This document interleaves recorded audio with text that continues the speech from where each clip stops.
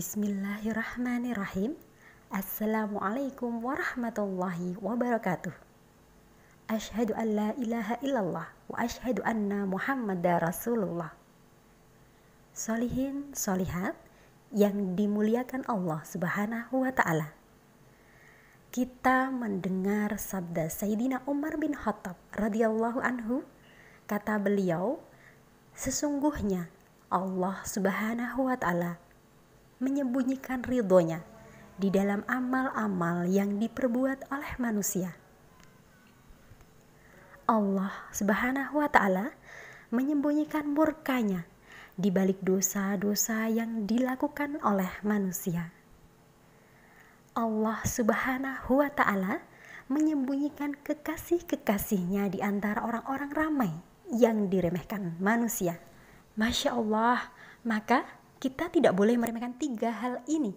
1. Amal-amal yang kemudian mengundang ridha Allah.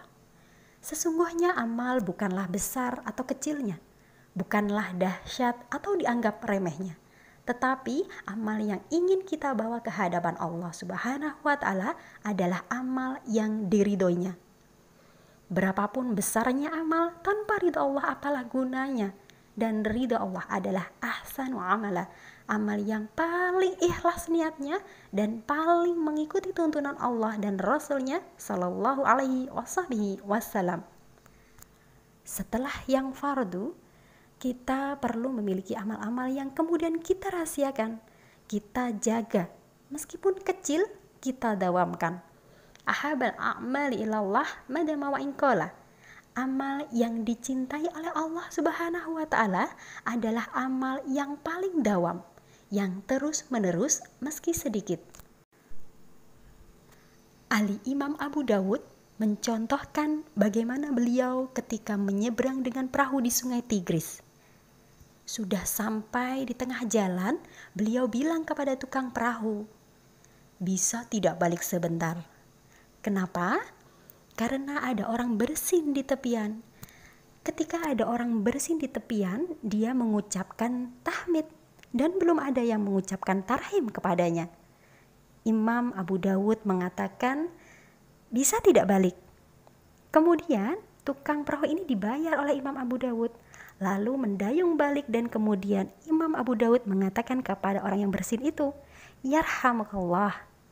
Lalu baru kemudian setelah itu Imam Abu Dawud meminta tukang perahu itu kembali melanjutkan perjalanannya. Ketika pada hari berikutnya, ternyata semua orang yang ada di dalam perahu itu bermimpi bahwa ada suara menyatakan bahwa Imam Abu Dawud telah membeli surga dengan harga 1 dirham. Sebagaimana kata-kata beliau, la'alla mujabad doa. Mudah-mudahan kalau beliau membalas dengan yahdikumullah yuslihu balakum, itu adalah doa yang diijabah oleh Allah. 2. Jangan pernah meremehkan dosa kita kepada Allah, karena bukan besar kecilnya dosa, tetapi kata Fudail bin Iyad adalah seberapa besar, maha besar zat yang kita durhakai. Allah Subhanahu wa ta'ala barangkali memberikan satu dosa besar, tetapi membuat yang melakukannya ini takut kepada Allah.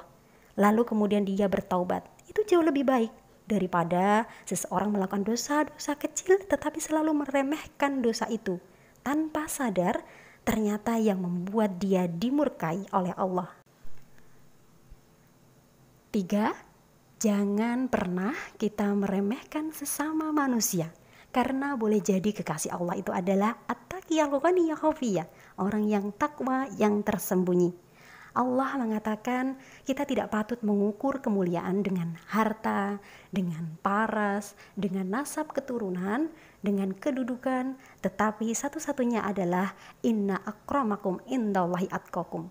Sayangnya takwa tidak ditampilkan di dalam wajah kita, sehingga kita tidak tahu mana yang lebih takwa dari kita dan mana yang kurang takwa dibanding kita. Kesimpulannya adalah Imam An-Nawawi berkata, teruslah berusaha bertakwa dan bertakwalah. Jangan pernah melihat orang lain dengan pandangan merendahkan. Boleh jadi mereka adalah hamba Allah yang lebih bertakwa. Sekian, wassalamualaikum warahmatullahi wabarakatuh.